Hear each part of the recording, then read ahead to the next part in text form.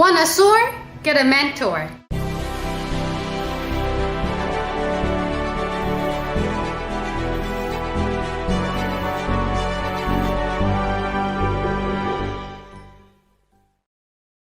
Hey, it's Nina Carmichael. We made these videos is probably because you're the most ambitious person in your circle. You know you're capable of more, and you get that push by surrounding yourself with the best. So today, let's learn from one of the best, my husband, Evan Carmichael, the skills everybody wants to success needs to develop. Enjoy!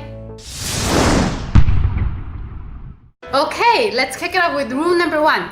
Become better at selling. People are afraid of selling. You're afraid you're going to get rejected. You're afraid you're going to be seen as a greedy, slimy, selfish salesperson. The reality, though, is you offer a fantastic product or service. You can help people. And if you can't sell to them, they may never get the help that they so desperately need. You can do sales in an ethical way that are true to your core values. You must. Your business and your customers depend on it. So I used to have a big aversion to selling. I used to think, you have to have a big ego to do it. I didn't want to rip people off. I didn't want people to think that I was trying to, squeeze them out of money. I didn't want to get rejected. All of the typical fears that I think people have when they get into sales. And I still don't use sales as my primary tactic to go out and get business. But when you see an opportunity to help somebody, you have to give them your best effort to help them. And I had to get more into sales because I saw entrepreneurs who were struggling, who were not getting the help that they needed, and I knew I can help them, but I wasn't really passionate about selling what I was selling. I was constantly worried and living in fear. And when you live in fear, you don't make smart decisions. And I got more into it because I saw people who were failing, who should have used my help, who I could have helped, and I didn't step up, and then they failed, and they went out of business, and they made bad mistakes. I own that. That's my responsibility. That was my fault. I could have helped and I didn't. I should have sold myself harder and I didn't. And I let everybody down. I let them down. I let myself down. And in a broader sense, I let my family down, my community down. I have a responsibility to grow this business and to help more people. And that involves me selling myself. So fast forward to today, I had 2 guys on my morning show who wanted to be thought leaders. They wanted to have books. They wanted to be speakers. They wanted to be at the front of the room. They wanted to build their social media accounts and profiles. They wanted to be seen, recognized as experts in their industries, thought leaders. I do a workshop twice a year in Toronto for 3 days, helping people make money as thought leaders. And I break down my exact strategies, how I grow on YouTube, how I grow on Instagram, what your content strategy should be, how to make videos, how to come up with ideas, how to create content, how to win, how to get speaking gigs, how to get a book deal, all of it. Be me, be the Evan Carmichael of your industry. I break down how to do it, but not just a breakdown. Not just, hey, let's sit in the room and learn from my ideas. We're gonna work with you to do it. I take 15 people twice a year and I work through exactly how to do it. And then you're taking your phone out and you're making content. You're making videos and I'm going to be sitting there talking to you and helping you do it. Then you get in front of the camera and you have to make a video. And I'm going to be behind the camera with my team telling you, nope, again, do it again. Say it like this. Nope, not quite. Nope, keep going. A lot of personalized one-on-one mentorship. If you want to be a thought leader, it's among the best training in the world. You need to do it. If you have the budget, you can make the time free, you should come out and do it. And so I'm talking to these 2 people who want to be thought leaders. And I have the knowledge and I have the training to help them. I think that 3-day event should be something that they at least are aware of. And so with one of them, I walk through the entire process of what I cover in the event. And I'm trying to do it in a way that brings them value, obviously. And then the other one, I quickly mentioned it and then followed up in the DM on Instagram to say, hey, here's the event. I think it'd be good for you. Maybe they come, maybe they don't come. Maybe some of them feel like they're being sold to. I don't think so, because it was when it's genuine, when they can feel your passion and love and energy and care and desire to help them, that's what breaks through. If you don't actually care about the end consumer, if you see somebody coming to, oh, that person's my next car, that person's my next suit, that person's my next XYZ, right? My next watch. If that's the mindset and attitude, then they won't feel the care. They're going to feel like they're being sold to and being ripped off. But when you have the energy, compassion, heart to help, and you know that this is the thing that they should do, I think it's your responsibility to go off and tell them about it. When you believe in what you're selling and when you believe that it's actually the right thing for that person, it's your responsibility to sell it.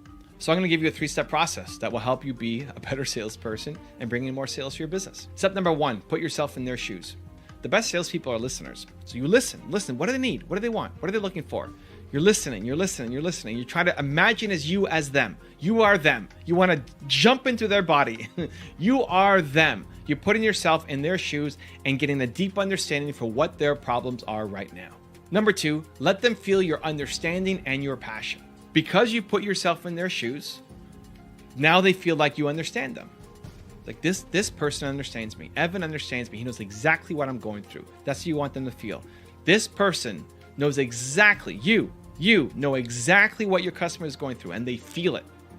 Because when they feel like you understand them and their problem, they're way more willing to listen to you. Otherwise, they feel like they're being sold to. So 1, you understand them. And then 2, you are passionate about helping them solve the problem. You are passionate. You firmly believe in the thing. Don't recommend something that you don't believe in. You're passionate about this thing that you're selling that can get them a real result, that is going to make them money or take a problem away from them. You have to believe in what you're selling. And then step number 3, when you're 85% sure, tell them what to do. I have a theory that when you're 85% sure, you're 100% sure. When you are 85% certain about something, you have to jump to 100. There's no way ever to be 100% certain. It's not possible. It's only for things looking backwards, right? I got this coffee from Tim Hortons today, and it's a dark roast, and I know what a dark roast black coffee tastes like, but maybe today it's burnt. I don't know what exactly it's going to taste like today until I've already tried it. You can only know with 100% certainty looking backwards, not forwards. And so you need to get to a point where you feel 100% certain about something. And so for me, when I'm 85% certain, I'm 100. I act like I'm 100 because I become 100. Here's why. And this isn't just for selling to clients. It's relationships, it's partners, it's mentoring, it's suppliers, it's investing, it's everything. If you're trying to help somebody down a path, you know something, you have an expertise, you're trying to help them down that path. They're uncertain about it. They're looking for a solution. They're in pain mode. They may not even think there's a solution, but you know you have one. If you have a little bit of doubt, because there's always some doubt, right? You're never 100% certain looking forward. If you have a little bit of doubt and they are full of doubt, they're going to hang on to the doubt. That little bit of doubt that you have is going to be the reason why not to listen to you. Even though you're 85% plus certain, that 15% chance that you're going to be wrong means they don't do anything. And so when you are 85% certain, you have to go to 100. You tell them what to do. You say, this is the best thing for you. I believe it will work for you. I believe it will solve your problems. When you're 85% sure, you're 100. If you want more confidence and motivation, please check out our 254 series. The link is in the description below. Dramatically improve the chance of you getting your deal. They'll look over your proposal. They will give you feedback, suggestions, how to tweak your proposal. If you've never done it before, and I'm going through this process right now. Successful people take responsibility for where they are in life. Find whatever the smallest first step is, and then the smallest next step is, and continue to build those steps. And when you look back, you'll have realized that you made some pretty significant progress. Rule number 2, always look for new skills. You will never lose in life if you have valuable skills. You won't lose your house, you won't lose your car, you won't lose your clients if you have a skill that brings people value. The economy can collapse, the algorithms can change, but as long as you have a skill that solves problems for people, you will be safe. So I'm seeing this a lot in the YouTube world now. I have a new course out helping people get to 1 million subscribers on YouTube. We can link up the description there if you want in. And people are saying, well, should I still do YouTube? Is it too late? Like YouTube won't be here in 5 years or 10 years, or maybe it's gonna be the next thing I should hop on. It's not about the platform. Like right now, it's winning the platform that is currently winning. You need to crush it, right? Like YouTube should be your home. If you're trying to make an impact, you're trying to be a thought leader, you have a message to spread, YouTube has to be your number one place. It just has to be right now. Otherwise, you're not making a smart decision. But whether YouTube is still around in 20 years, 5 years, doesn't matter. Because the skill set that you learn, you can take anywhere. The ability to communicate, you could take to any platform. You could take to the next thing.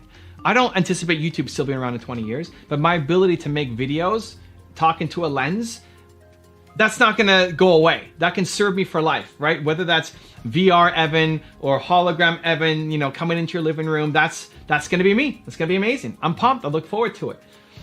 Any algorithm change that people are freaking out about, anybody who's complaining about the economy going down or the algorithm changing, you've already lost. That's a losing mindset.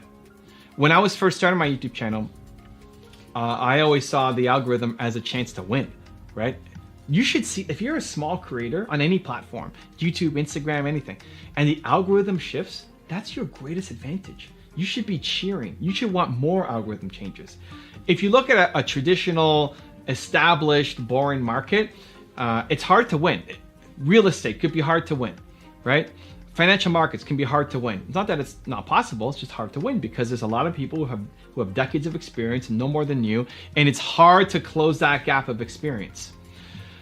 With social media, with YouTube, every time there's a big algorithm change, the people who are experts at the last thing, they're crying instead of adjusting. That's how you win. That's how you get ahead of them. That's how you become the top dog, is because you're going to go learn the new algorithm when everybody is wishing and hoping that the old algorithm comes back.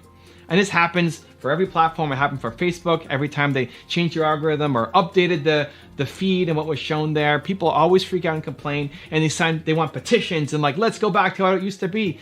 Don't sign those petitions. Don't jump on that bandwagon. That is loser thinking. Never, ever, ever, ever, ever, ever, ever do that. It's loser thinking, and that's how most people think.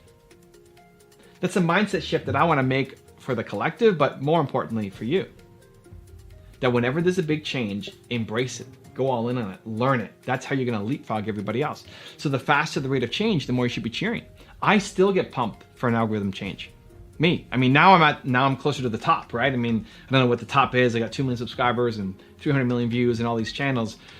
I still love it. Anytime an algorithm change comes out, I'm still pumped. Train yourself. Like a change is coming, I'm pumped. Get excited. Because there's still people who are ahead of me, or even the people below me that I'm competing with for attention and for space.